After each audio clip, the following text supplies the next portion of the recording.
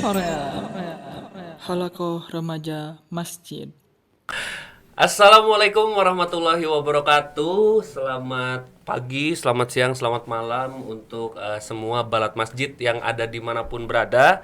Alhamdulillahirobbil alamin. Hari ini balik lagi nih ada di Hoream ya, dimana kemarin juga udah sempet juga kita bahas-bahas semuanya sama-sama sama semua penonton juga yang udah ngikutin podcast kita ini. Jadi kalian jangan sampai lupa bahwa sekarang di channel ini bakalan rutin mengadakan podcast. Jadi nanti kalau misalnya kalian lagi bingung, lagi kira-kira mau ngapain ya, kayaknya lagi bosen nggak ada kerjaan, langsung aja masuk ke channel kita karena bakalan banyak juga pembahasan-pembahasan yang bakal kita riungin bareng-bareng di podcast ini ya guys ya.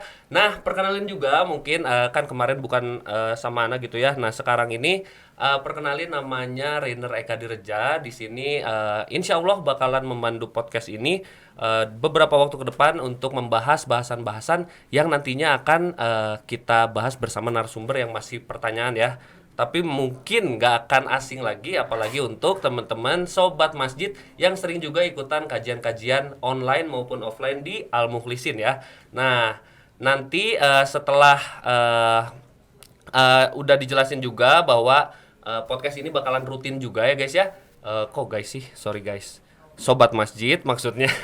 Nah, nanti juga kita bakalan juga ada beberapa program juga yang ada di YouTube ini. Jadi kalian pokoknya jangan lupa juga untuk tetap subscribe juga di channel YouTube kita dan juga ikutin terus update-update feeds yang ada di YouTube maupun di Instagram kita ya guys ya. Semuanya diikutin pokoknya kegiatan-kegiatan yang ada di Al Mukhlisin ini bakalan kita update terus secara daring juga gitu ya guys ya.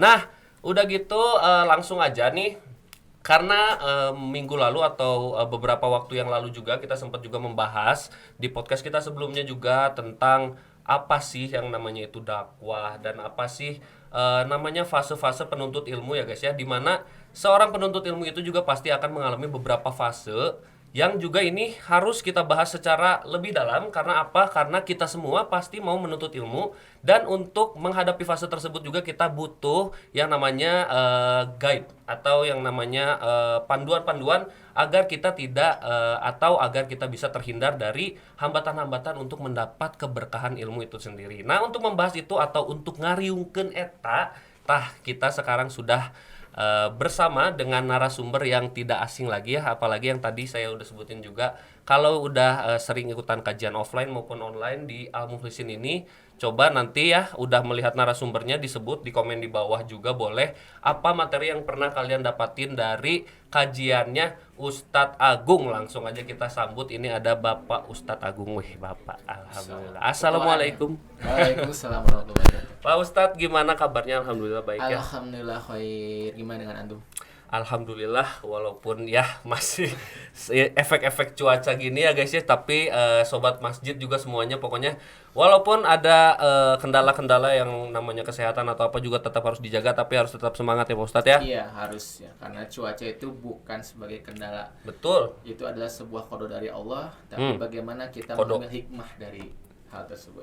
Betul sekali. Nah, ini tadi juga udah sempat dibahas sedikit Pak Ustadz bahwa kemarin juga sempat juga Pak Ustadz juga bahas tentang fase-fase penuntut ilmu, di mana ada juga beberapa fase yang mungkin harus kita hindari juga, bahwa bukan kita hindari ya, harus kita perhatikan juga agar nantinya kita terhindar dari yang namanya hambatan-hambatan atau malah mengarah ke arah-arah yang tidak semestinya gitu. Nah, jadi dari penuntut ilmu itu sendiri juga kan, yang namanya orang menuntut ilmu itu kan pasti ingin mendapatkan ilmu dan keberkahan ilmu itu sendiri. Nah, dari situ juga ramai juga di beberapa kota besar juga yang namanya gerakan-gerakan berhijrah. Disebut gerakan berhijrah sendiri juga mungkin ada beberapa juga balat masjid yang masih belum mengetahui sebenarnya makna hijrah sendiri itu untuk seorang penuntut ilmu itu seperti apa Pak Ustadz? Ya, bismillahirrahmanirrahim. Hamdan katsirun mubarakan fi. Allahumma sholli ala sayyidina Muhammad wa ala ali sayyidina Muhammad. Ya, tadi Kang Renard sudah membuka dengan hijrah ya. Fenomena hijrah memang sangat luar biasa ya, apalagi sekitar 5 tahun ke belakang lah ya. Betul. Sangat bergelombang ya. Ini alhamdulillah merupakan maunah atau pertolongan dari Allah Subhanahu wa taala ya. berkaitan dengan fenomena ini. Semoga fenomena ini tidak berakhir, yaitu pada berujungnya kebangkitan lagi Islam ya.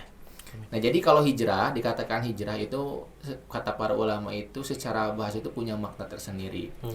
Hijrah itu kalau secara definisi itu adalah al-intiqalu minad dar ila dar, yang artinya berpindah dari suatu negeri ke negeri lainnya. Ya, sebagaimana dulu Rasulullah SAW. Ya kan Rasulullah itu kan hakikat hijrah adalah berpindah memang dari suatu tempat ke tempat lainnya. Tapi pada akhir-akhir ini memang hijrah itu diganti maknanya. Tidak apa, karena masih ada garis kesamaannya adalah al-intiqalnya, itu ada perpindahannya.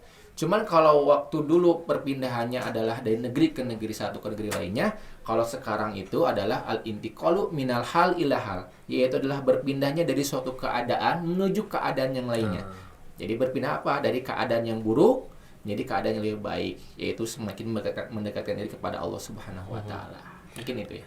Baik, jadi mungkin ada pergeseran makna, tapi itu juga bukan masalah sebenarnya ya. Iya, betul. Untuk yang tadinya tempat, sekarang dari kondisi atau dari keadaan gitu ya.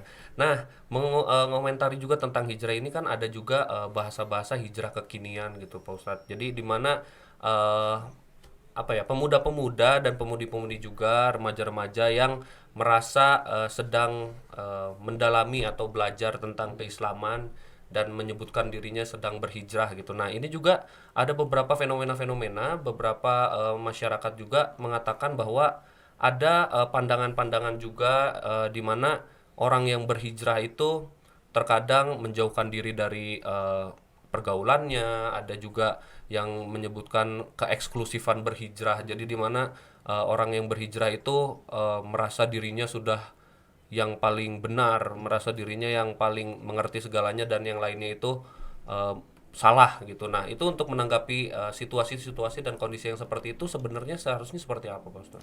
Ya, jadi memang yang terjadi tadi saya bilang di awal bahwa 5 tahun belakangan ini memang fenomena itu sangat luar biasa. Masif ya. Merupakan pertolongan dari Allah Subhanahu wa taala, di mana memang kebanyakan orang yang berhijrah itu sekarang itu dikarenakan disebabkan itu biasanya pertama dari medsos ya. Jadi kita tidak bisa menyalahkan juga, dan itu merupakan wasilah dari Allah Subhanahu wa taala. Bagaimana medsos yang konotasinya negatif tapi dirubah menjadi wasilah kebaikan. Alhamdulillah, kita sangat mendukung ya. Tapi bagi orang yang berhijrah memang tidak dicukupkan hanya untuk belajar di media sosial saja. Betul. Ya, apalagi dengan hanya menimba ilmu melalui Google dan YouTube. Ya, itu mungkin buat sebagai pintu awal ya bagus. Cuman untuk lebih mendalam lagi, apalagi dalam masalah ilmu agama, di mana ilmu agama itu mengajarkan tentang halal dan haram, Betul. itu sangat berbahaya. Oleh karena itu harusnya kita tuh langsung mulazamah, yaitu bertemu dengan guru langsung. Nah, andai kan setiap orang itu mengerti tentang hal tersebut, maka nanti yang terjadi adalah keberkahan ilmu. Ya, karena ilmu itu memang harus harus diposisikan itu harus serius gitu dalam belajar. Ilmu itu tidak bisa kita tuh hanya setengah-setengah dalam mendalaminya. Karena kalau setengah-setengah itu berbahaya. Ya. Banyak kejadian ya, contohnya saja. Ketika ilmu itu hanya dipandang atau misalnya dinikmati sebagian saja, maka yang terjadi adalah tadi fenomena insecure, bahasa gaulnya itu lagi ini ya, insecure gitu ya, atau itu ya ibaratnya mah menginklusifkan diri seperti itu ya.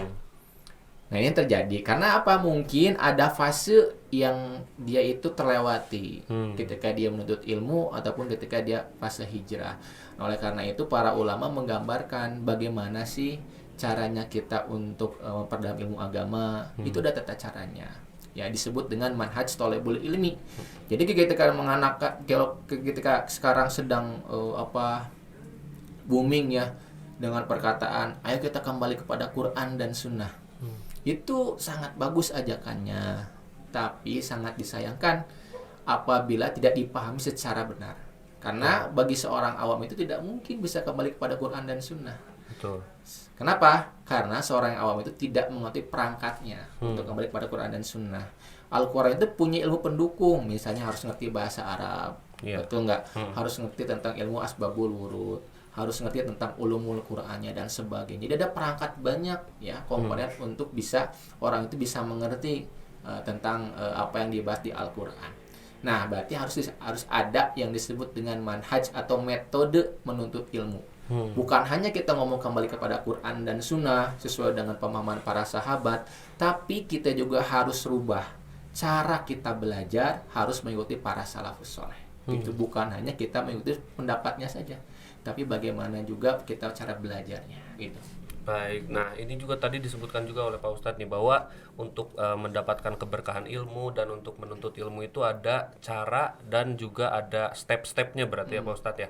Nah ini berarti kalau misalnya untuk balat-balat masjid semua nih yang ada di rumah yang lagi nonton ini kebetulan muncul nih di homepage-nya gitu misalnya tuh, oh berarti kalau misalnya selama ini saya tuh cuma lihat-lihat medsos doang nih dengan ini udah ngelihat oh ini tata cara ini berarti sebenarnya stepnya itu kalau misalnya kita udah ke-trigger misalnya udah terpacu dengan melihat media sosial itu step yang dilakukan untuk menuntut ilmu sebaiknya itu seperti apa Pak Ustaz? Ya, jadi yang pertama tentunya orang yang berniat untuk menuntut ilmu yang pertama harus diniatkan dulu ya, niatnya harus lurus. Oh betul niat. Karena inama amalu biniat. Ya, sesuatu itu tergantung pada niatnya. Nah, ketika dia telah meniatkan dirinya untuk menuntut ilmu adalah untuk lebih mengenal Allah. Karena tujuan dari ilmu itu kita harus tahu dulu.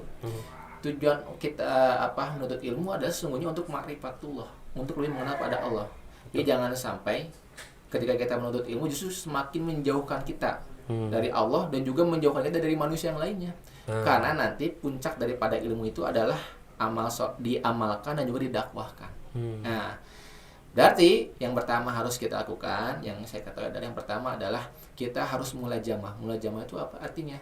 Yaitu adalah dengan kita mendatangi guru. Jadi harus face to face, ya. Nggak bisa kita itu kajian ikut online aja gitu. Di media sosial aja tuh nggak bisa. Karena keberkahan ilmu itu akan berkurang.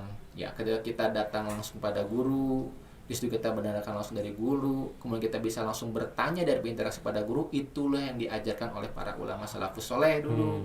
Ya, disebut dengan mulajamah atau bisa juga disebut dengan talaki atau kita menyebutnya dengan kholakoh ya, seperti dengan judul kita pada hari ini. Hoream. Nah, hoream ya. Nah, jadi itu adalah bentuk dari urf atau tradisi para ulama mendatangi guru. Di mana nanti ada itu proses transfer belajar mengajar. Misalnya ada murid yang membacakan, guru mendengarkan, kemudian gurunya menjelaskan, atau sebaliknya. Guru membacakan, murid mendengarkan, kemudian dijelaskan kepada murid tersebut. Itu adalah proses yang pertama yang harus kita lakukan. Jadi harus mulajamah bertemu dengan para guru. Terus yang kedua harus ketahui dulu gurunya siapa. Nah, jadi ketika antum sudah berniat menuntut ilmu pada dalam ilmu agama, terus meniatkan untuk bertemu dengan guru, harus ketahui juga gurunya itu siapa. Karena Imam Ibnu Al-Mubarak mengatakan bahwasanya al-isnadu minad-din. Jadi sanad itu adalah penting bagian daripada agama. Jadi dari mana kamu mengambil ilmu agamamu, maka itu menjadi agamamu. Ya, dari mana kamu mengambil informasi agamamu, itu kan menjadi agamamu, akan menjadi keyakinanmu. Oleh karena itu, kita harus mengetahui siapa guru kita. Nah, ketika kita sudah guru, kita cek aja. Misalnya saya tanya ke ustadznya, Ustadz, kita bahas misalnya tentang masalah fikih. Antum dulu belajar dari mana? Nah, kalau guru yang yang dia ngerti, maka dia akan menjelaskan, oh saya tuh belajar dari sini. Nah, karena apa? Kan ilmu itu sebetulnya bagaikan rantai. Turun temurun. Rasulullah itu ya turun kepada para sahabat. Sahabat turun kepada tabi'in. Terus jadi semua itu adalah rantai. Ya, atau disebut dengan sanad kalau bahasa agamanya itu adalah sanad. Nah, jadi kita itu yang pertama adalah harus tahu juga kita mencari guru dan kita mencari apakah betul sanad guru tersebut bersambung kepada Rasulullah misalnya. Apakah betul sanad guru tersebut bersambung kepada penulis kitab. Nah, kan kita ngaji itu kan membahas suatu kitab misalnya. Nah, apakah si guru tersebut memang bersambung dengan penulis kitabnya? Ini sangat penting. Karena bagaimanapun sang penulis kitab itu paling tahu tentang kitabnya, apa yang akan dibahas, betul nggak? Dan dia pasti akan mengajarkan kepada muridnya. Terus sampai kepada kita. Nah, berarti kita tadi yang pertama niat, yang kedua kita harus berniat untuk mulazamah bertemu, langsung dengan guru, yang ketiga kemudian kita harus mengetahui gurunya dari mana, dan yang keempat pastikan bahwa sandarannya adalah kitab atau qaulnya ulama. Gitu ya. Jadi nggak bisa kita langsung loncat ke Al-Quran dan Sunnah, ternyata nggak bisa. Karena bagi orang awam itu sangat lemah. Dia belum mengetahui atau belum tahu tentang alat untuk masuk pada Al-Quran dan Sunnah. Jadi saya sebutkan, dia harus tahu ilmu tafsir atau ilmu Quran. Betul. Dia harus ngerti bahasa Arab. Ya, sedangkan orang zaman sekarang itu cuman tahu dari terjemahan. Ini sangat berbahaya. Karena Al-Quran itu ada yang disebut dengan tekstual, dan ada yang disebut kontekstual. Ada yang disebut dengan mantuk, tekstual, ada yang disebut dengan mahfum atau kontekstual ayat. Nah, bagaimana kita mengatur tersebut? Maka harus ada guru yang menjelaskannya. Betul. Dengan cara datang langsung mengetahui sanad ilmunya dari guru tersebut, maka insya Allah kita akan selamat dalam proses belajar mengajar. Betul, alhamdulillah. Nah, nih berarti udah nggak bingung lagi seharusnya ya Balad Masjid ini untuk memulai, atau misalnya apa sih seharusnya yang kita lakukan untuk mengawali diri kita untuk menimba ilmu ini. Nah, karena betul ya Ustadz ya, bahwa tadi aja Ustadz mengatakan bahwa untuk kita secara langsung ke Quran dan As-Sunnah aja itu sangat sulit itu ya untuk seorang yang awam, apalagi kita hanya berpegang kepada media sosial dan video-video yang kita tonton gitu. Nah, ini setelah kita nantinya sudah mengetahui fase-fasenya juga dan step-stepnya untuk menimba ilmu itu seperti apa. Nah, kemarin juga sempat dibahas ya Ustadz ya, bahwa setelah orang menerima ilmu itu ada juga beberapa fase yang akan dialami gitu. Seperti takabur, setelah menerima ilmu akhirnya dia merasa sombong dan merasa sudah mengetahui segala sesuatunya. Nah, akhirnya malah dengan ketidaksadaran mungkin dia mendakwahkan ilmu yang baru dia dapat secetek itu gitu. Nah, ini juga kan mungkin bisa berdampak baik, bisa juga berdampak jadinya dua mata pisau gitu ya Ustadz ya. Nah, untuk menanggapi hal tersebut gitu, karena juga ya jujur saya juga pasti pernah mengalami fase tersebut gitu, dimana saya mendapatkan ilmu dan rasanya pengen menyampaikan aja gitu sama orang-orang. Nah, ini karena juga ada beberapa mungkin balad-balad masjid juga yang merasa kan karena kita ini punya kewajiban untuk mendakwahkan segala sesuatu yang kita punya misalnya kayak gitu. Nah, ini sebenarnya fasenya itu seharusnya setelah mendapatkan ilmu, apakah kita memang sudah diwajibkan langsung untuk berdakwah atau seperti apa? Ya. Jadi kalau berkenaan dengan dakwah itu wajib. Ya, di Islam itu bahwa dakwah itu wajib. Oleh karena itu kita harus bisa membedakan dulu. Dakwah itu ada disebut dengan dakwah, ada yang disebut dengan dai. Dai itu berarti orang yang menyampaikannya. Terus juga ada yang disebut dengan mubalik, itu juga sama. Ada yang disebut dengan ustadz, ini berbeda. Nah, kompetensinya beda-beda. Kalau sekedar kita mengajak, jadi dakwah itu dikata dai yang artinya mengajak. Ya, da'a yad'u yang artinya itu adalah mengajak. Nah, kalau fasenya mengajak, maka itu setiap orang wajib untuk mengajak. Ya. Jadi misalnya, ayo Kang, kita ke masjid, itu udah dakwah maksudnya. Itu sesimpel itu sebetulnya. Maka dari itu kata Rasulullah, balighu anni walau ayat, sampaikanlah walau hanya satu ayat. Itu adalah kaidah kewajiban dakwah yang menempel kepada setiap orang. Jadi kalau ngajak mah nggak perlu pakai dalil. Betul. Nggak perlu pakai kita ngomongin fatwa, nggak perlu. Sekedar mengajak. Atau misalnya kita menyampaikan, kamu bisa baca Al-Quran, bisa. Alhamdulillah misalnya, bisa ajarin saya nggak? Ya silahkan baca Al-Qurannya. Entah itu dengan iqra atau apapun. Nah, itu adalah sekedar mengajak saja. Terus ada yang kedua disebut dengan mubalik, yaitu orang sebagai orator misalnya. Ada orang yang khutbah, itu adalah kelasnya mubalik, orang yang orator, menyampaikan pesan-pesan, ya. Nah, terus ada lagi yang ketiga adalah ustadz. Nah, kalau ustadz itu berbeda lagi. Kalau ustadz itu adalah guru. Nah, kalau sebagai udah kelasnya menjadi ustadz guru, maka dia wajib paham akan ilmu-ilmu yang tadi saya sebutkan. Misalnya harus tahu ulumul Quran, harus tahu ilmu fikih, harus tahu dia mustalah hadis dan sebagainya. Jadi ada klasifikasinya. Jadi ada kompetensinya. Begitu. Berarti kalau begitu gimana? Kita ya harus wajib, walaupun kita baru hijrah ya harus wajib mengajak. Kalau hanya sekedar mengajak, tapi kita jangan menggurui. Nah, ini yang jadi salah. Karena kalau menggurui itu berarti tugasnya ustadz. guru Betul. tadi. Berarti kita juga harus bisa bercermin diri juga ya, Betul. sampai mana gitu kita mengetahui sebuah ilmu ini. Nah, itu juga karena ya ada di beberapa diskusi juga yang membahas seperti itu, Ustadz, bahwa setelah kita menerima ilmu itu apakah seharusnya seperti apa. Nah, sekarang sudah terjawab ya, Balat Masjid semuanya, bahwa ini semuanya jadi make sense juga gitu, setelah kita mengetahui bahwa ada tingkatan-tingkatannya juga. Jadi kita ya masuk akal aja, kita nggak mungkin langsung menggurui seseorang kalau misalnya ilmu kita masih di dai misalnya kayak gitu ya Ustadz ya. Nah, setelah juga mengetahui dan juga sudah ingin menyampaikan beberapa ilmu yang misalnya Balat Masjid semua dapat juga di sini, di mana fenomena hijrah ini juga Ustaz, ada juga yang menyebutkan puber hijrah, yang mungkin ada juga beberapa orang yang bilang oh dia hijrah kaget atau misalnya hijrah musiman. Nah, untuk istiqomah untuk berhijrah ini, selain yang tadi juga udah Ustadz sampaikan bahwa kita harus mempunyai guru, harus juga mengetahui sanad-sanadnya. Nah, penguat diri kita ini selain niat yang bagus juga untuk istiqomah dalam hijrah ini, ada nggak sih sebenarnya yang harus kita tanamkan di dalam diri kita sendiri gitu, Ustadz? Ya. Tadi yang pertama selain niat, tentunya yang kedua adalah lingkungan. Jadi teman itu sangat mempengaruhi ya. Rasulullah itu mengatakan bahwa teman itu bagaikan pedagang parfum ya, ataupun juga dia sebagai orang pedagang pandai besi. Nah, jadi ketika orang tersebut ikut dalam pedagang parfum, dia akan ikut harum ya, ataupun kebalikannya ya. Nah, jadi oleh karena itu lingkungan sangat penting. Berarti harus adanya teman ya, teman hijrah itu sangat penting agar kita itu nggak ngerasa sendiri. Nah, orang futur, orang turun hijrah turun iman itu gara-gara banyak sendiri biasanya.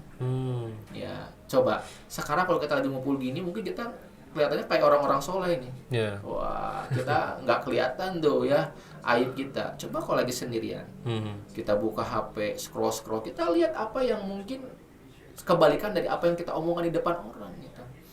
Ya, kalau disebut itu kata ulama itu jangan sampai di depan tuh kalau kita sedang ngumpul nih kayak wali Allah, tapi kalau sebenarnya jadi wali setan. Itu jangan sampai seperti itu ya. Nah, oleh karena itu butuhnya teman, butuhnya majelis yang ada temannya. Nah, untuk memperkuat kita agar istiqomah. Jadi selain tadi niat, butuh teman memang. Lingkungan. Nah, oleh karena itu Islam itu mengajar kita untuk selalu berjamaah. Ya kan? Untuk selalu bersama-sama. Nggak bisa sendirian gitu. Berat hijrah sendirian itu. Nah, kemudian pastikan tadi yaitu adalah menuntut ilmunya dengan serius. Ya, jangan sampai kita itu hanya sekedar ikut-ikutan atau ikutin tren lah gitu ya. Karena sekarang saya lihat tuh hijrah itu jadi tren juga. Bahkan masuk kepada dunia fashion ya, kalau kita lihat ya. Bagaimana tren hijrah ini dimanfaatkan oleh orang-orang kapitalisme untuk mengambil peran di situ ya. Walaupun mereka berpikirnya adalah masalah uang gitu. Kalau kita kan enggak ya. Nah, oleh karena itu berarti kita juga harus niatkan dengan benar bahwa harus adanya keseriusan ya untuk menggali ilmu, karena ilmu itu juga nanti yang memperkuat keimanan. Karena iman itu atas dasarnya ilmu pasti. Kalau tanpa ilmu dia tidak akan beriman gitu kan. Islam itu mengajarkan seperti itu. Mungkin itu ya. Jadi harus adanya teman, jangan sendirian, kemudian keresuan dalam menuntut ilmu, dan juga tadi keistiqomahan itu bagaimana? Ya istiqomah itu harus dipaksakan. Ya. Tidak bisa kita hanya mengandalkan jalan biasa aja gitu, ikutin timingnya, waktunya. Ya karena setan itu ya pasti selalu mengganggu kita. Oleh karena itu para ulama mengatakan bahwa keistiqomahan itu lebih luar biasa, lebih mahal daripada 1000 karomah. Karomah itu kan keajaiban yang diberikan kepada manusia selain Nabi. Ya, misalnya kita pernah mendengar ada para wali yang dalam beberapa menit sudah ada di Mekah misalnya, seperti itu. Nah, itu udah karomah, tapi kata ulama justru itu tidak ada apa-apanya dibandingkan keistiqomahan. Jadi istiqomah itu emang sulit, wajar, dan itu harus dipaksakan. Begitu kan? Baik, nah itu kan jadi selain, nah ini jadi ini ya enak ya, kita bisa juga dari tadi kita mendapatkan step-stepnya, terus apalagi kiat-kiatnya untuk beristiqomah juga. Selain dengan niat yang serius juga ya Ustadz ya, berarti lingkungannya juga. Nah ini ngomong-ngomong tentang lingkungan juga ada malah beberapa anggapan orang yang berhijrah itu meninggalkan lingkungan-lingkungan terdahulunya, meninggalkan teman-temannya, dan akhirnya dia mengeksklusifkan diri sendiri bahwa saya sedang berhijrah nih, jangan ganggu saya, misalnya seperti itu. Dan muncul anggapan-anggapan dan juga pandangan-pandangan orang kepada orang yang berhijrah itu, kayak paham-paham dia mah radikal misalnya kayak gitu, dia mah kayak gitu, pokoknya apa udah jadi ustadz sekarang. Nah untuk pandangan-pandangan tersebut sebenarnya seperti apa Ustadz untuk menegapi fase hijrah ini dan mendapati pandangan-pandangan orang kepada kita yang sedang mau berhijrah seperti itu gitu. Ya jadi fenomena hijrah ini memang dibarengi juga dengan fenomena lainnya ya. Di antaranya adalah bagaimana tentunya ya itu para muslim itu tidak ridho ya dengan keadaan seperti ini. Berarti artinya apa? Berarti mereka akan mendapati musuh yang lebih kuat daripada sebelumnya. Oleh karena itu mereka senantiasa untuk terus menggobok-ngobok Islam dengan dilemparkannya lah isu radikalisme, intoleransi dan sebagainya. Padahal kalau kita lihat ya, orang-orang yang belajarnya benar itu tidak mungkin terkena dengan radikalisme ataupun intoleransi. Sangat tidak mungkin, karena Islam kalau belajar benar itu tidak seperti itu. Nah, oleh karena itu kenapa saya tadi bilang di awal pastinya harus seperti apa? Karena biar kita itu tidak setengah-setengah dalam belajar. Ya, kalau kita sudah belajar, maka kita juga tidak akan insecure sebetulnya. Kita akan seperti biasa saja. Malah kan Rasulullah itu menggambarkan bagaimana dakwah itu ternyata tidak hanya dengan ucapan, tapi juga dengan contoh. Nah, apabila kita tadi belajar dengan benar, terus kita mau mengamalkannya, berarti kita membuat contoh bagi orang lain. Bila kita membuat contoh, artinya apa? Berarti kita tidak perlu ngomong gitu. Namun dengan contoh yang baik, ya insya Allah gitu. Nanti juga orang itu akan melihat, loh kok si ini akhlaknya berubah, tambah santun, kemudian rajin ke masjid. Terus ketika ditanya tentang masa perihal agama dia ngerti. Itu kan menjadi, kita tidak perlu ngomong, tapi dari contoh saja kita telah mendapatkan poin di situ. Nah, dan kita jangan ngerasa down ya dengan fenomena dituduh intoleransi dan radikal. Kalau kita katakan bahwasanya isu tersebut itu kan dari mana? Nah, sumber isu tersebut adalah dari orang-orang yang tidak suka dengan kebangkitan Islam tentunya. Nah, oleh karena itu ketika ada yang mengecap seperti itu, ya anggap sajalah angin lalu, atau itu adalah sebagai ujian untuk menaikkan derajat kita. Baik, aduh nih penguat lagi guys ya, buat balat-balat masjid semua nih pasti juga mengalami lah itu ya fase-fase dimana ada juga mungkin bercandaan atau misalnya celotehan teman-teman sendiri yang mengatakan bahwa udahlah kita mah masih hina misalnya, dia mah udah suci misalnya. Nah itu jangan malah jadi down gitu ya Ustadz ya, karena memang benar ya fenomena hijrah ini untuk seseorang yang mau menuntut ilmu dan dari keadaan satu yang lebih buruk menjadi keadaan yang lebih baik ini, halangannya itu bukan dari diri sendiri aja. Berarti ya Ustadz ya, bahwa lingkungan juga akan berpengaruh. Makanya tadi juga Ustadz sudah mengatakan untuk mencari lingkungan atau majelis yang bisa menjadi penguat agar kita bisa istiqomah. Nah mungkin salah satunya di sini guys ya, buat balat masjid semua, kalau misalnya masih bingung mau kemana nih aku mau belajar lagi nih untuk keislamanku supaya makin kuat gitu ya, boleh ikutin semua kajian-kajian, mau itu daring atau misalnya offline yang ada di Al Mukhlisin, langsung aja nanti datang bawa teman-temannya semua ya Ustadz ya. Nah selain dari halangan-halangan atau misalnya hambatan-hambatan yang mungkin akan ditemui oleh seorang penuntut ilmu yang sedang berhijrah, ini juga ada yang tadi juga sempat ditanyakan bahwa misalnya kita dari situasi yang memang kita rasa ini belum baik atau misalnya situasi yang buruk gitu Ustadz ya, kita mau berpindah dari kondisi ini menjadi kondisi yang lebih baik. Nah kita punya teman-teman nih di kondisi-kondisi buruk ini, apakah kita harus meninggalkan mereka karena kita tahu mereka masih belum bisa mengikuti kita untuk ke arah yang lebih baik, atau sebenarnya harusnya seperti apa? Karena ada juga anggapan orang-orang yang berhijrah itu lupa sama temennya kayak gitu. Ya, jadi kita yang pertama jangan meninggalkan ya, tapi kita adalah batasi. Jadi kita ngakalin aja. Misalnya intensitasnya, ketika kita biasa nongkrong dengan mereka, ya misalnya 1 jam atau 2 jam, ya kita batasi saja. Tapi kita tetap harus berinteraksi. Karena tadi jangan sampai agama itu menjadi problem ya. Nah itu harus kita pahami. Jadi kan konsepnya agama Islam justru kan adalah berdakwah, mengajak. Nah oleh karena itu ketika kita meninggalkan medan dakwah, berarti kita juga ada yang salah. Nah berarti yang harus adalah bukan ditinggalkan, tapi kita membatasi. Kapan kita berinteraksi dan sebagainya, kita kasih waktu yang berbeda. Ya, karena apa? Tadi tahukan juga apabila kita tidak kuat, maka kita yang terpengaruhi. Karena kan kalau kolam itu kan ada 2 sifatnya, mempengaruhi atau terpengaruhi. Gitu kan? Kita melihat ada ikan di dalam kolam. Kalau misalnya kira-kiranya yang lebih banyak ikannya atau air kolamnya yang berwarna misalnya, itu kan bisa jadi melihat kolamnya berbeda gitu kan. Nah, oleh karena itu, kalau kita misalnya memang belum bisa sampai mengajak atau belum bisa mempengaruhi mereka, ya berarti kita harus tetap batasi. Tapi kita jangan tinggalkan. Kemudian kita perkuat dengan majelis atau dengan teman-teman yang lainnya. Nah, agar apa? Agar nanti di sini jadi asupan, kita dapat dari sana, kita ajak. Nah, bawa ke teman-teman. Ya, jadi harus tetap ada interaksi, jangan insecure gitu ya. Justru harus kita itu tambah humble gitu ya. Menunjukkan hijrah kita itu justru enak loh hijrah itu gitu.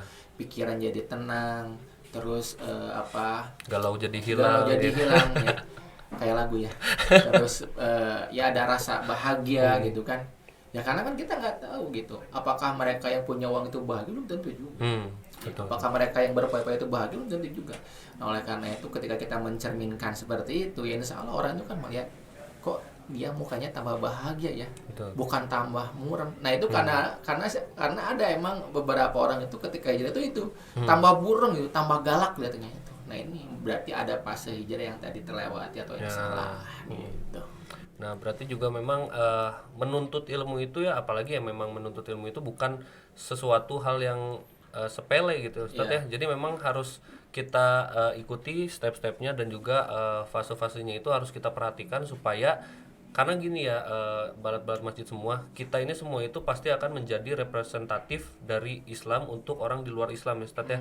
Nah apalagi untuk kita yang sedang belajar atau misalnya lagi mendalami tentang keislaman, itu akan menjadi cerminan atau representatif Islam menurut orang yang belum mengerti. Nah jadi juga sekarang ada juga fenomena atau paham-paham yang menyebutkan kayak istilah-istilah Islamofobia karena melihat beberapa oknum mungkin yang tadi Ustaz sebutkan melakukan hijrah tapi ada fase-fase yang tertinggal atau ada step-step yang tertinggal. Nah akhirnya meninggalkan pandangan Islamofobia gitu. Untuk menanggapi Islamofobia ini sebenarnya untuk kita yang masih belajar itu seperti apa untuk mengembalikan citra atau misalnya Islam itu memang ya sebenarnya tidak seperti apa yang ditakutkan oleh orang-orang gitu. Untuk itu seperti apa Ustadz? Ya jadi Islamofobia itu lahir karena pemahaman Islam yang setengah-setengah. Ya, contoh misalnya ketika kita melihat salah satu tolak ukurnya mereka mengatakan Islamofobia itu misalnya tuh di Islam ada hukum kisos. Tuh di Islam ada hukum potong tangan dan sebagainya.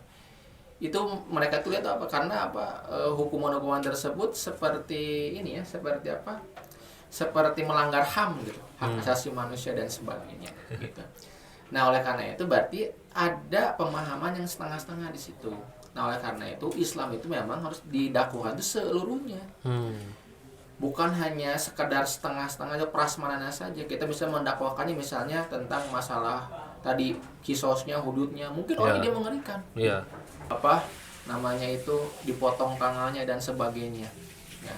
Kalau kita melihatnya seperti setengah-setengah kan seperti itu ya, sebagaimana kita kalau melihat orang datang kepada rumah kita ngetuk-ngetuk, terus nggak ada kepalanya. Nah, berarti kan apa? Kita akan mengerikan, betul. Nah, jadi harus seutuhnya memang gitu. Nah, yang jadi masalah itu framing media itu hanya melihat setengah-setengah. Oleh karena itu kita itu harus menjadi orang yang menampilkan semuanya. Makanya di Islam itu ada disebut dengan saksiyah Islamiyah.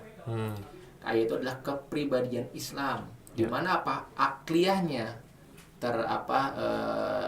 akliyahnya itu tertanam Islam, kemudian nafsiyahnya, pola sikapnya pun mencerminkan Islam, maka terjadilah kepribadian Islami. Nah, itu memang harus kita niatkan bahwa setiap muslim itu harus menjadi seorang yang saksiyah Islamnya, kepribadian Islami, agar tadi tidak terlihat setengah-setengah akhirnya. Ketika bicara pun kita harus bicara apa adanya, bahwa Islam itu ternyata mengatur dari mulai keluar masuk WC sampai keluar masuk negara, keluar masuk istana, dan seperti itu memang terjadi. Nah, Islamofobia terjadi karena terlihat setengah-setengah gitu. Nah, berarti apa? Belajarlah harus sempurna. Nah, jangan sampai kita bilang kalau masalah ini kita tahu, kalau masalah yang ini kita nggak mau tahu. Jangan seperti itu. Nah, Islamofobia itu tadi telah disebutkan bahwa ini adalah isu dari orang-orang yang tidak suka Islam. Ketika dia tahu bahwa Islam ini akan bangkit, maka dia akan menghentikan dengan segala cara tadi. Ya, kalau istilahnya Ustadz Umar itu bilang gini, mereka bisa merusak bunga tapi dia tidak bisa menahan musim semi. Maksudnya apa? Bahwa mereka bisa tuh ngerusak misalnya dengan pandangan-pandangan negatif terhadap ajaran Islam. Tapi kebangkitan Islam tidak bisa ditunda, pasti akan terjadi. Waduh, Allah Akbar lah ya guys ya. Pokoknya kita setelah tadi ini juga Ana juga sambil juga memperdalam juga nih sebagai reminder juga untuk terus memperkuat yang namanya fondasi-fondasi kita dalam mencari ilmu, dan juga yang tadi ya kita sedang berhijrah ini jangan sampai melewatkan salah satu yang kita anggap sepele ya Ustadz ya. Karena ya kita nggak mau kan untuk menjadi representatif dari Islam tapi tidak bertangan atau tidak berkepala tadi yang disebutkan oleh Ustadz juga. Nah, kadang-kadang juga Ustadz ini ada juga malah yang kalau Ana sih lihatnya lucu ya, dimana orang-orang yang sama-sama berhijrah malah saling fokus mengkoreksi satu sama lain di isu-isu atau di hal-hal yang sebenarnya mungkin ya udahlah gitu. Jangan, kayaknya nggak usah deh berdebat hal-hal yang sebenarnya masih kurang penting, mendingan kita riungin yang lain misalnya kayak gitu. Nah kan kadang-kadang juga ada kan fase seperti itu ya, yang ingin mendebat ke temennya gitu. Oh enggak gitu, harusnya seperti ini. Nah itu sebenarnya wajar atau gimana? Atau harusnya dihindari atau gimana gitu Ustaz? Ya. Jadi ya kalau dalam Islam itu nih banyaknya orang berhijrah itu karena tadi dia terlalu lampau semangat ya gitu.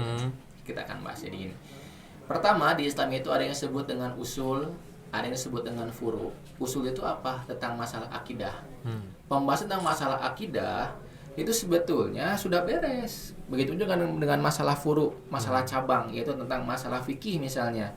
Bagaimana tata cara sholat, bagaimana berzakat, puasa dan haji dan sebagainya. Nah, yang jadi perdebatan pada saat itu banyakkan pada area apa? Pada area cabang justru. Iya. Nah, harusnya kalau orang yang ngerti tadi fasenya benar, ketika usulnya atau asasnya sama, yang gak usah diperdebatkan. Karena masalah cabang itu juga telah selesai di kalangan ulama pada dahulu. Makanya ulama itu kan punya 4 madhab ya, yang sekarang sampai bertahan sampai pada saat ini. Pertama adalah ada madhab Hanafi, kemudian ada madhab Maliki, ada madhab Syafi'i dan juga madhab Hambali. Nah, mereka itu berbeda pendapat. Dan kita itu sebagai seorang penuntut ilmu tidak lepas dari keempat pendapat tersebut. Jadi tidak akan mungkin orang itu lepas dari keempat pendapat tersebut. Nah, tinggal dipilih saja yang mana. Nah, tapi yang sekarang itu banyak yang overlap. Dia itu menganggap tadi permasalahan yang cabang seakan-akan permasalahan yang asas. Kan tidak bisa. Betul. Kita sibuk berdebat dengan sesama muslim, padahal adalah permasalahan yang cabang. Padahal depan kita itu banyak tentang masalah kekafiran, ya, tentang masalah misionaris dan sebagainya di hadapan kita. Kalau berdebat di area itu bagus, misalnya kita lihat Zakir Naik, terus banyak ya ulama-ulama yang di dalam bidang hal tersebut. Itu emang layaknya berdebat. Tapi kalau dengan masalah sesama muslim, apalagi mempermasalahkan masalah yang cabang, sangat tidak layak. Gitu ya. Karena apa? Ini tuh udah selesai di kalangan ulama. Contoh misalnya ada orang kunut nggak kunut, itu kan udah selesai di kalangan ulama. Betul. Dari zaman dulu pun Imam Syafi'i kunut dan Imam Ahmad bin Hanbal tidak kunut, ya sudah beres gitu. Terus antum mau ngapain? Mempermasalahkan hal tersebut terjadi lagi gitu. Tidak perlu. Nah, jadi yang tadi itu apa terjadi adalah gara-gara pemahamannya tadi ada yang cekcok. Ya, dia tidak bisa membedakan antara mana yang disebut dengan usul, mana yang disebut dengan cabang. Gitu. Baik, jadi sebenarnya kita juga harus sudah apa ya? Ya tadi bercermin juga ya Ustadz ya, bahwa ya kita kan sama-sama sedang belajar juga gitu ya. Malah harusnya malu gitu untuk mendebatkan sesuatu yang sebenarnya sudah beres gitu. Nah, ini juga setelah orang-orang yang menuntut ilmu atau sedang berhijrah ini juga kan ada juga nih pandangan-pandangan yang menyebutkan bahwa ini jangan deh, dia fanatik gitu. Fanatik sebenarnya fanatik itu sendiri gitu ya, dimaknainya itu seperti apa Ustadz? Ya. Apakah kita salah kalau misalnya kita fanatik terhadap ilmu Islam atau misalnya kayak gimana gitu? Ya, jadi gini, dalam kaidah penuntut ilmu itu tadi saya ada yang terlewatkan menjelaskan penyebab banyaknya perdebatannya di teman-teman yang baru hijrah itu, dia itu terlewat yang disebut dengan fase belajar adab. Jadi adab itu sangat penting dibahas ya.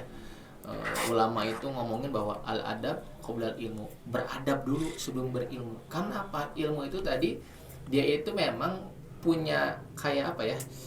Kayak senjata. Jadi dia itu bisa menebas siapapun. Kalau si orang tersebut tidak bisa menggunakannya. Betul. Gitu. Nah, yang terjadi orang pada saat ini adalah dia itu terlewat masalah adab. Karena apa? Orang punya sebelum hijrah itu punya basic.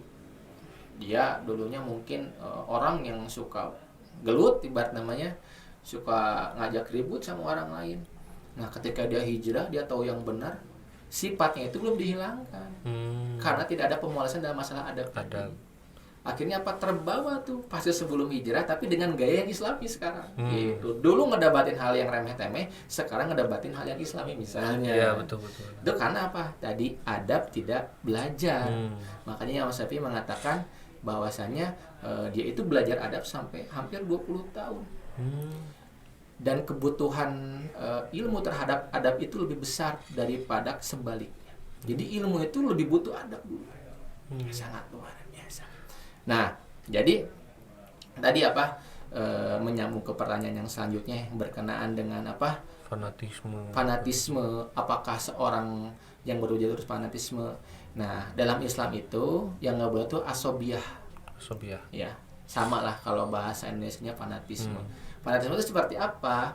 Yang disebut asobiyah itu adalah fanatisme, dia itu membanggakan kelompoknya, tapi ada tapinya ya, bukannya membanggakan, tapi dia merendahkan yang lainnya. Nah itu yang nggak boleh. Tapi kalau misalnya gini, saya bangga menjadi muslim, harus. Tapi kita tidak boleh menghina sesembahan orang lain. Betul. Gitu. Karena itu oleh Rasulullah diajarkan jangan kita itu tadi menghina ajaran orang, nggak usah. Fokus aja kepada agama sendiri. Tapi kita harus pede. Saya berislam itu bangga, fanatik harus. Makanya radikalisme itu kan dari kata radik yang artinya mengakar. Jadi kalau sebagai muslim harus radikal kalau bagi saya. Betul. Harus mengakar memang. Nggak bisa kita itu hanya bagian dari batangnya saja, nggak bisa. Karena batang kalau tanpa akar dia gampang roboh. Gitu kan? Berarti harus mengakar. Nah, dalam masalah fanatisme, nah di Islam itu diperbolehkan. Disebut dengan bahasanya itu ada taklid atau muqallid, yaitu mengikuti suatu pendapat. Itu boleh, apalagi bagi orang yang awam. Karena kan tadi saya sudah bilang bahwa orang yang awam itu tidak mungkin bisa kembali kepada Quran dan Sunnah. Berarti dia harus melalui jalan para ulama. Berarti artinya apa? Dia harus mengikuti ya pendapatnya ulama atau disebut dengan taklid. Menjadi muqallid. Orang yang bertaklid artinya muqallid atau orang yang mengikuti suatu pendapat, dan itu harus. Nggak bisa bagi orang awam, apalagi orang yang baru hijrah. Nah nanti kalau teman-teman sudah belajar lebih dalam lagi, udah tahu ilmunya, udah tahu perbedaan pendapatnya, baru boleh milih. Karena apa? Ilmu itu terlalu luas. Satu madhab aja kita tidak akan beres seumur hidup mempelajarinya. Betul. Nah sekarang kita mau mencoba tuh membandingkan terus merendahkan yang lain, itu tidak bisa. Nah oleh karena itu kita harus fokus dulu pada satu saja pendapat dulu, diperdalami tata cara sholat madhab Syafi'i itu seperti apa, wudunya seperti apa, perdalami saja gitu. Ya. Dan itu masih luas, itu kita belum nanti di dalam pendapat madzhab Syafi'i pun ada perbedaan pendapat. Lalu bagaimana kita melihat perbedaan pendapat ini? Jangankan dengan beda madhab. Nah, oleh karena itu kita harus menjadi muqallid untuk fase awal ini. Nggak bisa enggak. Ya, cuma tadi saya bilang ketika jadi muqallid tanya gurunya siapa dan ilmunya dari mana, begitu. Biar kita tahu nanti apakah yang kita ikuti itu bersambung nggak, begitu. Betul. Jadi balat-balat masjid semua sebetulnya ini yang saya tangkap dari Ustadz Agung ini. Kalau misalnya kita ada suatu kebingungan, berarti ada fase atau ada step dari menuntut ilmu itu yang kita belum pelajari gitu ya, belum lewati, karena ya semuanya akan masuk akal gitu. Kalau misalnya yang tadi pertanyaan-pertanyaan saya sudah sampaikan juga untuk kebingungan-kebingungan kalau misalnya mau menuntut ilmu atau misalnya ada perdebatan-perdebatan kecil yang seharusnya tidak diperdebatkan, itu semuanya akan terjawab, akan tidak ada masalah-masalah tersebut kalau misalnya kita mengikuti semua stepnya itu secara berurutan. Betul. Gitu ya Ustadz ya. Nah ini juga terakhir nih Ustadz nih, kan ada juga di mana yang tadi ada beberapa namanya fanatisme golongan dan akhirnya malah saling menyalahkan satu sama lain. Sedangkan dari penjelasan Ustadz sendiri yang saya tangkap itu sebenarnya segala sesuatunya kayak radikalisme sebenarnya itu pemaknaannya aja yang sebenarnya ada yang mengarahkan radikalisme itu menjadi buruk. Fanatisme juga sebenarnya ada fanatik yang bagus, tapi ada juga yang menggeserkan fanatisme keislaman ini menjadi sesuatu yang buruk gitu. Berarti musuh di fase hijrah ini itu sebenarnya bukan di diri kita sendiri aja gitu. Ustadznya berarti ada juga yang tadi Ustadz juga beberapa kali sampaikan, ada golongan atau ada kelompok yang tidak menyukai bangkitnya lagi Islam dengan adanya kelompok-kelompok atau adanya gelombang-gelombang hijrah yang sekarang sedang marak 5 tahun terakhir ini. Nah untuk memperkuat kita bukan pribadi saja ya Ustadz ya, untuk keseluruhan nih kita, karena kan kita ini satu lah ya Ustadz ya, walaupun kita gurunya berbeda, yang penting ya tadi gurunya harus kita ketahui juga syaratnya dari mana. Nah untuk memperkuat itu semua dari Ustadz seperti apa Ustadz? Ya jadi memang kan kalau di Al-Quran itu kan watasimu bihablillahi jami'an. Jadi janganlah engkau berpegang teguhlah ya kepada habli, yaitu adalah tali agama Allah. Jadi memang kita itu adalah umat yang satu harusnya. Ya. Jadi kalau kita lihat kenapa sekarang orang itu berpisah-pisah, terus kenapa orang itu sama disekat-sekat, ya tentunya tidak lepas dari keruntuhan Islam sebelumnya. Ya, kalau kita mau bahas lebih tentang sejarah tentang Islam, ya bagaimana Islam itu kan disekat-sekat, ya bahkan dalam hadis Rasulullah SAW itu disebutkan bahwa umat Islam itu nanti itu akan seperti makanan di sebuah nampan, di mana makanan tersebut akan dicabik-cabik, dikerumuni oleh banyak orang. Diambil misalnya ada pahanya, ada diambil daging dadanya, terus ada yang diambil nasinya aja. Nah, itu menggambarkan apa? Bahwa umat muslim itu di akhir zaman itu memang akan terbelah-belah gitu, akan dicabik-cabik. Terus Rasulullah melanjutkan bahwa di situ kenapa umat muslim itu bisa tercabik-cabik? Karena telah tertanam dalam dirinya al-wahan. Apa itu al-wahan? Hubud dunia karahatul maut, yaitu dia mencintai dunia, membenci yang namanya kematian. Ya. Nah oleh karena itu berarti apa? Umat muslim pada saat ini telah dibutakan dengan yang disebut dengan fanatisme dunia. Kalau tadi kita bilang kan mau mengajukan pada fanatisme agama ya. Tapi umat di luar sana itu akan senantiasa untuk membelokkan umat muslim kepada fanatisme dunia. Nanti fanatisme dunia masuk lagi kepada fanatisme golongan, masuk lagi ke fanatisme kebangsaan. Coba kalau sekarang dilihat, saya bangsa Indonesia, kamu bangsa Malaysia, itu bisa perang sekarang. Betul. Padahal sama-sama muslim. Karena apa? Umat muslim tidak tahu bahwa di atas segala fanatisme tadi haruslah kepada fanatisme yang satu, yaitu adalah fanatisme Islam. Ketika ikatan setiap muslim itu adalah tujuannya Islam sama, maka dia akan melihat sebagai saudara. Innamal mu'minun ihwah, bahwa setiap muslim itu orang yang beriman itu adalah bersaudara. Kita harus pahami tersebut. Ya, Jadi kalau kita tahu bahwa kita itu adalah saudara, maka tidak akan kita terpecah oleh sekat beda keluarga, sekat beda kelompok, sekat beda suku dan sebagainya, tidak akan. Karena di atas sebuah ikatan tersebut adanya ikatan yang lebih kokoh. Watak simu bihabla tadi bahwa kita harus bertegung pada tali Allah, yaitu adalah agama. Berarti di atas ikatan tersebut adalah agama Islam. Nah, ini yang harus kita pahami. Sedangkan umat di luar sana akan senantiasa untuk membelah-belah Islam. Karena Islam itu kalau bersatu tidak bisa dikalahkan. Sangat sulit. Kita bisa lihat sejarahnya. Ya, sampai kepada akhir 1924.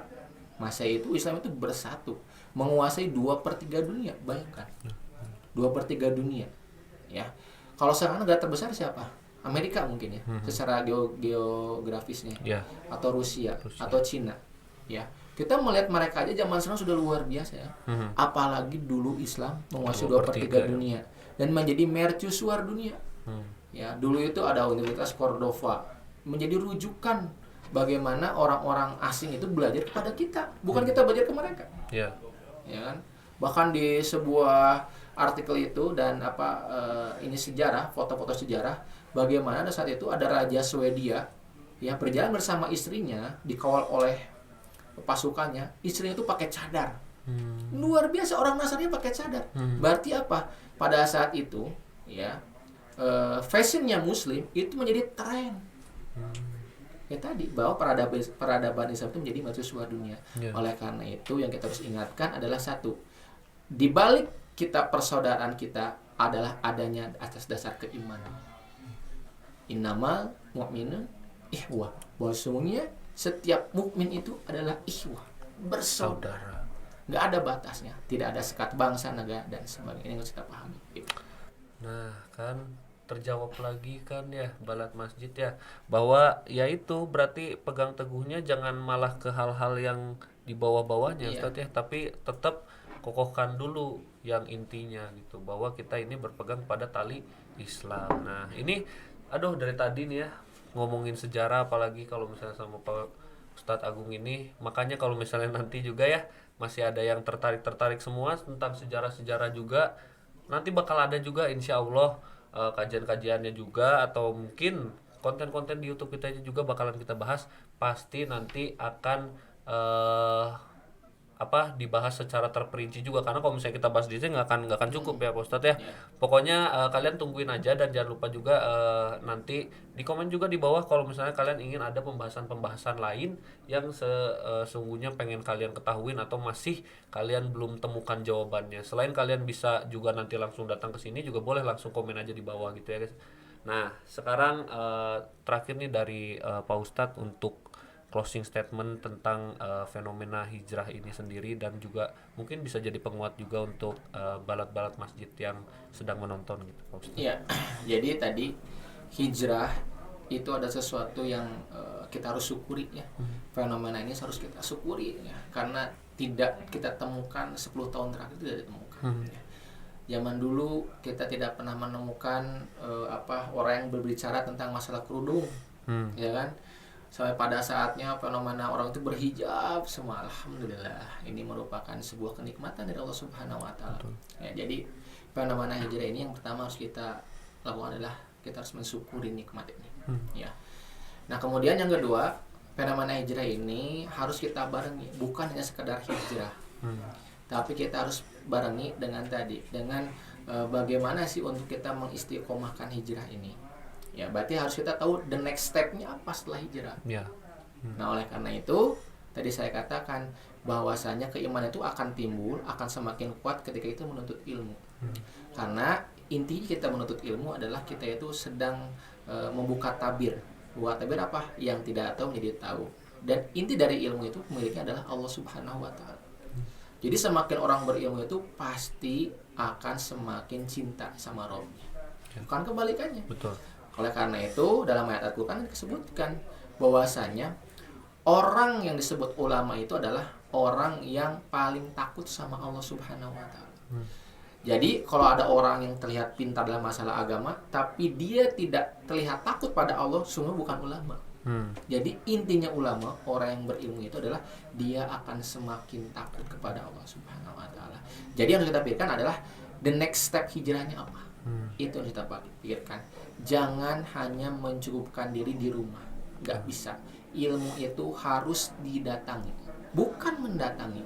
Boleh kita belajar melalui YouTube, melalui Google, boleh. Tapi itu adalah untuk sekedar pemantapan saja, bukan untuk menjadi sumber utama. Karena sumber utama itu harus didatangi. Ya sebagaimana kita kalau mau minum, kita harus mendatangi sumber air minum itu di mana. Ya, karena kita nggak tahu. Kalau misalnya kita di rumah minum air, kita dikasih oleh orang, kita kan nggak tahu apakah air tersebut air yang bersih. Kita tidak bisa verifikasi, betul nggak? Tapi kalau kita tahu, datang langsung ke sumurnya, kita verifikasi. Oh ternyata ilmunya, airnya itu benar-benar air yang bagus, air yang jernih dan sebagainya. Oleh karena itu, the next stepnya teman-teman harus mendatangi majelis-majelis ilmu. Ya, belajar dengan runut. Misalnya dimulai dari belajar akidah dulu, memperdalam akidah. Kemudian belajar masalah fikih. Ya. Kemudian belajar lagi tentang misalnya kalau yang belum bisa baca Al-Qur'an, belajar juga dengan bagaimana bisa Al-Qur'an, misalnya dengan tahsin dan sebagainya. Nah, apabila step tersebut dilakukan 100% dan istiqomah, insya Allah fenomena hijrah ini akan benar-benar menjadi sumber kebangkitan umat. Nah, dari tadi udah jadi banyak juga ya penguat-penguat kita untuk yang masih merasa butuh teman, karena tadi juga disebutkan bahwa hijrah itu jangan sendiri ya Ustadz ya, karena kita juga butuh support system kalau kata orang sekarang mah gitu ya, dimana lingkungan-lingkungan itu juga berpengaruh sekali apakah kita akan istiqomah, apakah kita kuat, apakah kita akan lanjut atau malah kembali nauzubillah gitu ya ke lingkungan-lingkungan atau kebiasaan-kebiasaan yang seharusnya kita tinggalkan gitu. Nah, ini aduh Pak Ustadz udah terseru ya. Kalau misalnya pengen ngebahas sih sebenarnya mungkin bisa 2 jam 3 hari, boleh nggak? Nggak boleh ya. Nanti capek juga ya. Kasihan kuotanya nanti habis mungkin ya.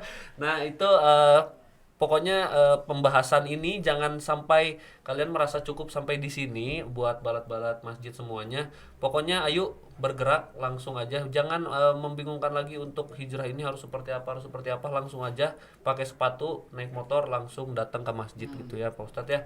Pokoknya untuk pembahasan hari ini insya Allah semuanya bisa bermanfaat juga pastinya, dan semoga juga menjawab juga kebingungan-kebingungan buat balat-balat masjid yang masih ada kebingungan soal memulai itu seperti apa, kalau sudah mulai itu seperti apa gitu ya. Hatur nuhun jazakallah untuk Pak Ustadz Agung sudah memberikan juga penguat juga ya, pengingat, dan juga semoga juga untuk jadi nasihat yang bisa terus kita tanamkan dalam diri, karena juga tadi beberapa kali disampaikan bahwa yang jadi masalah itu sebenarnya bukan hanya dalam diri kita, tapi juga kita ada ancaman-ancaman atau misalnya ada gangguan-gangguan dari luar. Nah, di mana kita mengharuskan kita juga untuk terus berpegang tangan guys, jangan sendiri-sendiri. Pokoknya hijrah jangan sendiri karena berat gitu ya guys ya. Pokoknya ditunggu juga buat balat-balat masjid yang masih punya kebingungan atau materi-materi yang mungkin pengen dibahas di podcast kita ini, kita mau riungin bareng-bareng, boleh langsung aja tulis di komen section di bawah gitu ya guys ya.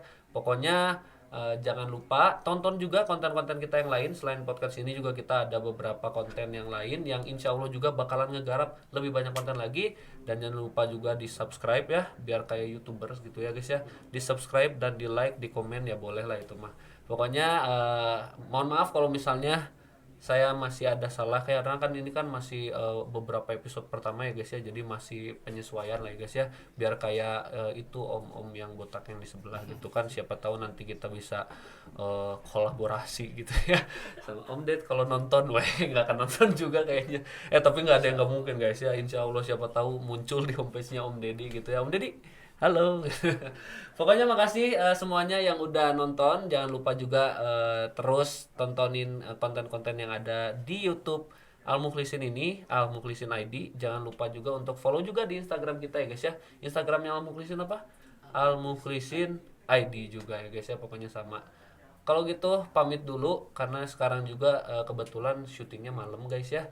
Jadi udah pada capek, kasihan ini yang di belakang kamera juga udah pada ngeliatin dari tadi.